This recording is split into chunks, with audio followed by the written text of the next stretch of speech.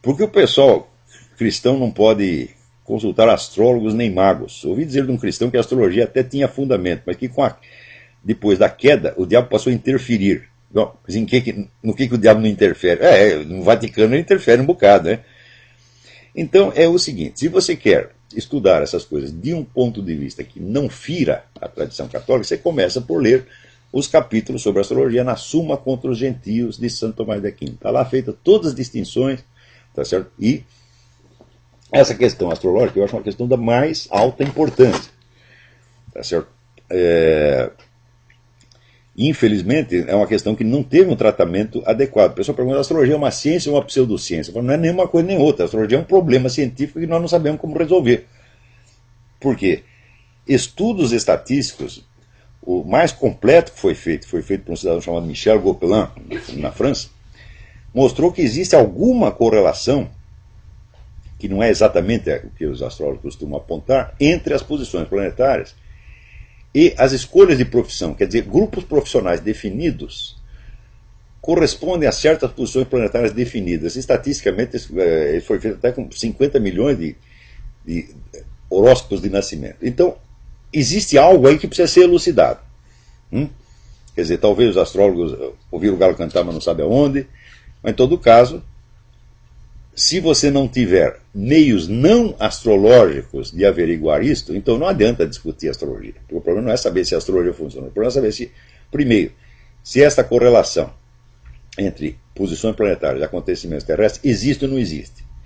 Depois de você elucidar isso, você precisa saber, daí sim você pode investigar a astrologia. Mas o debate sobre o assunto sempre confunde duas coisas. Confunde, primeiro, a existência ou inexistência do fenômeno com a prática da astrologia. Eu digo, uma coisa não tem nada a ver com a outra. Né? Então, eu escrevi muita coisa sobre isso, mas foi inútil. Acho que ninguém quer encarar o assunto a sério, justamente porque sabem que é extremamente importante. Mas se você quer tirar suas dúvidas quanto à viabilidade de um católico estudar essas coisas, então vai lá no Santo Tomás de Aquino, está tudo explicadinho lá. O senhor fica impressionado com essa questão da astrologia? Então, durante anos, tem um monte aí de cuspianos e outro que olha para mim de cima para baixo, com o narizinho empinado, diz, ele é astrólogo. De repente você descobre que está cheio de astrólogo lá no meio deles, porra. Como é que aconteceu isso? Eu conto para vocês. Eu acabei de contar no Facebook. Nos anos 70 eu comecei a estudar esse negócio de astrologia porque o Dr. Miller me chamou a atenção para isto. E, evidentemente, eu não sou nenhum boboca, tá certo? Eu imediatamente percebi a complexidade da coisa, percebi que aquilo era um saco de gatos, era um enigma. Como eu disse, isso, que tinha gente que dizia que era uma ciência, eu dizia que era uma pseudociência, eu digo, mas isso não é nem uma ciência, nem uma pseudociência.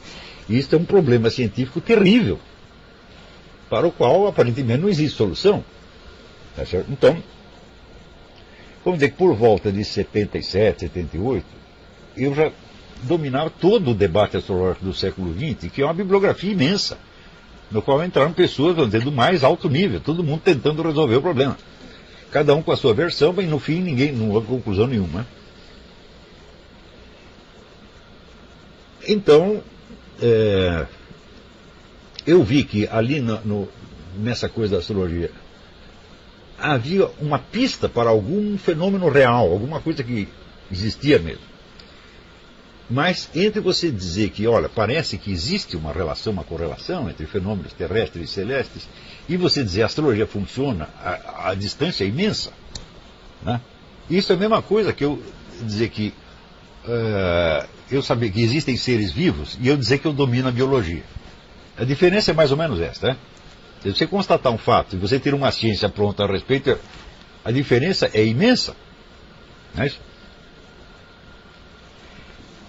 Então, irmão, quando chegou no começo dos anos 90, eu dei aquele curso de astrocaracterologia que pegava todo o debate astrológico do século XX, equacionava e dizia, olha, as coisas estão neste ponto. Ali expus o status questiones, e daqui para diante, eu não tenho mais como prosseguir, porque daqui para dentro nós temos que passar da fase, vamos dizer, do equacionamento conceitual da coisa para as pesquisas empíricas. E pesquisa empírica precisa de gente e dinheiro, eu não tenho nenhuma coisa nem outra, então vamos deixar o assunto como está. Bom, acontece que houve alunos meus que estavam também na USP, entre os quais o Amâncio Friaça, que era do departamento, eu acho que de física, eu não lembro direito. Ou era física, ou era astronomia, uma coisa assim. E que era um sujeito de alta capacidade. E evidentemente ficou então esse vírus astrológico ali na USP e por volta do ano 2000 e tanto, o vírus parece que impregnou. Então apareceu o Renato Janine Ribeiro falando da astrologia de um ponto de vista junguiano. Vocês acabaram de descobrir a coisa e então logo o sujeito descobre que existe algum interesse intelectual na coisa. Primeiro elemento que lhe desperta a atenção é Jung, evidentemente. Só que isso é o beabá, é o começo da astrologia. Eles acabaram de descobrir isso e estão deslumbrados. Né? E eu digo, olha, eu já passei pelo Jung, já entendi tudo que ele disse sobre astrologia, já entendi que isso não leva a parte alguma. Tá certo? E, o Jung tem uma certa admiração por Jung como médico, como clínico. Ele era um grande médico, ele curou um bocado de gente e ele sabia fazer as coisas na prática. Como teórico, o Jung é uma das mentes mais confusas que já existiram. E eu tinha essa impressão, e um dia o Dr. Miller disse para mim, falou, os caras falam de psicologia do Jung, não existe nenhuma psicologia do Jung, só existe a autobiografia do Jung. Tudo que Jung escreveu é autobiografia. Eu falei, pô, é isso mesmo. É a autobiografia do médico, que não chega a conclusão alguma, e ele mesmo, no livro Memórias, Sonhos e Reflexões, ele diz, querem saber? Não estou entendendo nada. E os caras vão procurar um suporte teórico no Jung. Eu digo, meu Deus do céu. Né? O Jung, assim, eu já comi o Jung no café da manhã, já passei adiante, já estou no jantar, e os caras descobriram o Jung e estão achando que aquilo é um deslumbramento. Né? Como pegar esta maçaroca, esta confusão inabarcável, que são os livros de astrologia, as doutrinas astrológicas, as técnicas astrológicas, etc., etc., e tentar dar a isso, vamos dizer, um encaminhamento científico, ou seja, como tornar isso investigável cientificamente. Note bem que eu não estou aí discutindo a questão vulgar, boba, cretina, de provar cientificamente se a astrologia funciona ou não. Isto é uma coisa, vamos dizer, isto é o pré-mobral desse estudo. Eu não estou falando disso. Qualquer tentativa de validar cientificamente a astrologia ou invalidá-la, eu ali demonstro que é absolutamente impossível. Impossível. Porque você não pode, vamos dizer, numa mesma pesquisa, investigar um objeto e o modo de conhecê-la.